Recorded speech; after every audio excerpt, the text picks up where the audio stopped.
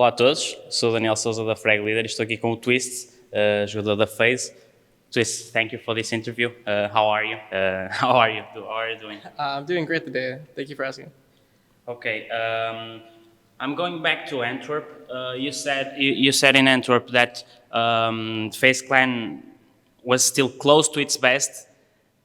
Did you guys show that best in Antwerp? Of course, you won the tournament, but it was that the best FaZe Clan, or there's still more to come from this team? I actually don't think that was the best showing at FaZe Clan. I think that was the best showing of Rain for sure. I think he was a complete monster at that event. But I mean, we still won the event with three of the technical star players not playing to their best. Like me and Brokey didn't have the greatest event, and it's nice to know that we can win such an event when the people you want to perform aren't necessarily performing. So that the structure and our team and everything, it fits for everyone so they can do the best in their role. And yeah, I mean, it wasn't the best. I think honestly, we played even the final at 80%. So, and how's the team going now? How did you prepare this event? Do you feel the team more close to that 100%? I think it's tough to say because I think we've been pretty unfortunate in the coming weeks after the major, where we only had 1 day of practice before going to Dallas. And then after I got back from Dallas, I actually got extremely sick. And it resulted in a couple practice days of being canceled because I simply just couldn't make it out of bed. So yeah, I think we come here and we do the best. And I think it's all about the confidence game. And if we just have confidence and believe there's a reason, all the reasons why we're number one and how we got there, I think we'll be fine at this event. Well, I assume the goal is always to win when you're playing at FaZe Clan, but which other teams do you see as strong contenders in this event? You guys have what can be a pretty tough group as well, so what can you say about that? Of course, every team here is, especially you look at G2, Vitality, and Navi. Of course, those teams always want to be in the running for the trophy, and at some point it's going to click for a G2 or Vitality because they obviously invested heavily into their CS:GO teams and they're looking for results. So of course they're hungry, and it's kind of just we have to fend off the wolves who are trying to get to the trophy. So you just entered the history books by becoming the first Canadian player to win a major. How does it feel? It feels amazing to do it for. I mean, actually, when you say that to me now, it's completely shocking. It's something I forgot. I mean, yeah, to do it first time for the country is in itself insane, I guess. I'm just happy to be the best representation of the country. Well, now you're not playing in the NA scene, but how do you see the current status of the NA Counter-Strike, and what do you think it's needed to NACS to get back on the right track, and also what does that win at the major for you as a North American player mean to that scene, and what can it bring? I think the win itself is I think it's just cool that another North American player has won a major, and I think for the scene itself, I don't know if they don't view me the same as they would view me as being on a North American team, at least not everyone from what I've seen. But I still have many fans from North America that follow me, and they're happy to see me succeed on a non NA team. But I think the win itself doesn't carry so much weight for NA, and the NA scene right now is still in a pretty bad place, I would say, with teams not being able to get their rosters into a competitive position. So I think many things need to happen actually for NA to rebuild itself, but I think it is possible. I think the tournament organizers are the ones that have to lead the movement into rebuilding a competitive scene. Well, recently Evil Geniuses presented a 15-man roster. Do you see this as a solution, a possible solution? Do you think it's a viable model? Do you see other teams being capable of replicate that? Well, I think it's great that the teams in the first place even got funding. So, Party Astronauts and the other team, that they can now have a salary and play the game, and that can be their sole focus per se. And I think that's extremely important to helping players build in the North American scene. But I don't know how it necessarily works because they have to always talk about which team they want to send to which event and who plays here and who does that. So I mean, it could work. I've never seen such business model used for Counter-Strike.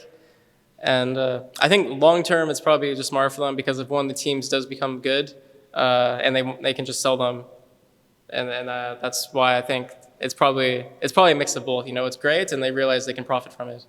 Yeah, there's been a lot of conversation about the possible conflict. The conversation, Evil Geniuses can have two teams playing the same event. From your perspective as a player who might have to play against Evil Geniuses, how do you guys prepare yourselves to play against a team that can field 3 different lineups? I mean, it's not really a matter of preparation. I think it would be a problem if one of the teams was actually like top 10. Then it's like, okay, like you don't know if you're playing the top 10 team or if you're playing the team that's like not top 10. And I think at the moment it doesn't matter because none of the teams are that competitive. So at least for the teams like in the top 5, I don't think any of them would worry about which version they play. Okay, you're only 22 years old, yet you already won a major, you won an Intel Grand Slam, so you're pretty much one of the most decorated players from the NA scene, if not the most decorated player by now, and you're still so young. Is there anything else to achieve?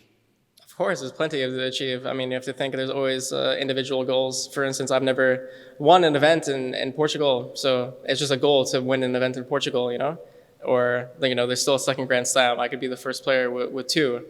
And I think there's many incentives and there's still great ambition for me to accomplish things that I haven't accomplished before. What about the number 1 in the ranking at the end of the year? Is that something that player? Yeah, is that individual achievement something you think a lot right now that you won so many things, or you think like if the team works fine, probably the achievement comes by itself?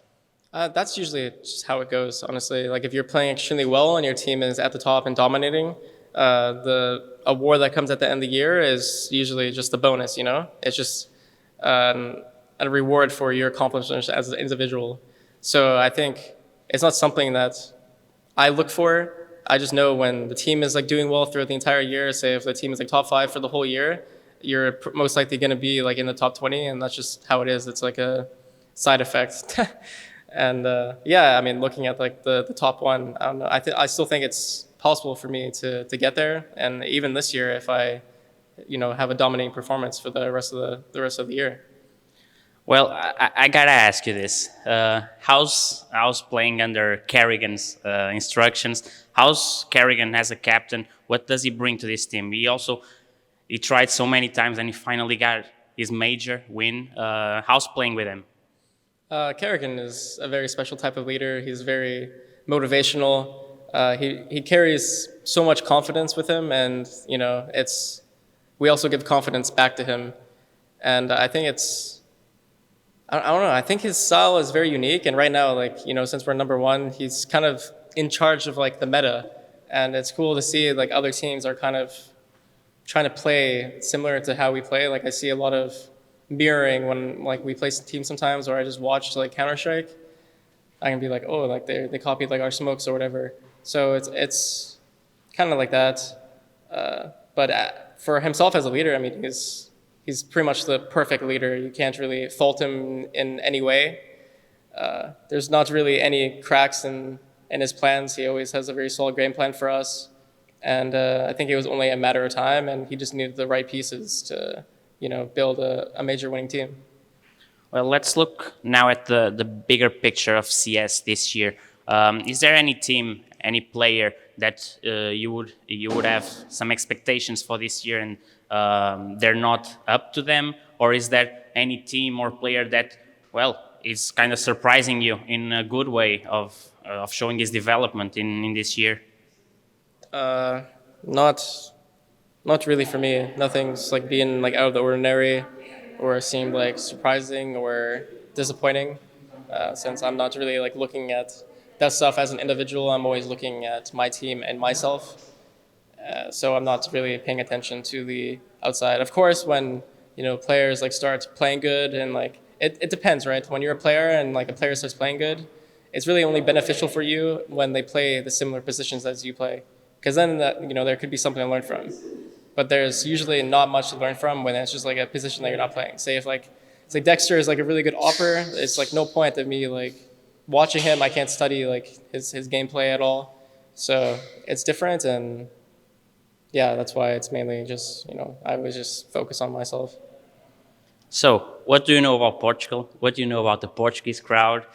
Hopefully, you get the chance to play in front of them. What do you know? I I mean, from watching the broadcast in the past events, it's a very very loud crowd. But this is my first time in Lisbon, or I guess like on the continent itself, because before I was in Madeira. That's my only experience so far with Portugal. So yeah, I mean, I'm just happy to be at such a. I guess it is like a pretty prestigious event. I mean, people historically like love this event. So I think nice to be at another big arena after playing at the major. Well, you're the second player we talked to. You're the second player who says the Portuguese crowd is loud. So I gotta ask you this: playing with a loud crowd, is it good for you to your game? Does it give you some kind of boost in your game, or it can be some kind of disturbing? I think it's great. I mean, it's only disturbing. It depends if on the mental game of the player. But I think for my entire team, we feed well off of a very loud crowd, and when someone makes a highlight and they're like cheering and they're super excited, I think that's what makes Counter-Strike so beautiful. So I think my team is very happy with such an environment. Well, thank you so much for the interview. Pessoal, foi o Twistzz, a entrevista para a Fraglider aqui na Blast Premier Lisboa.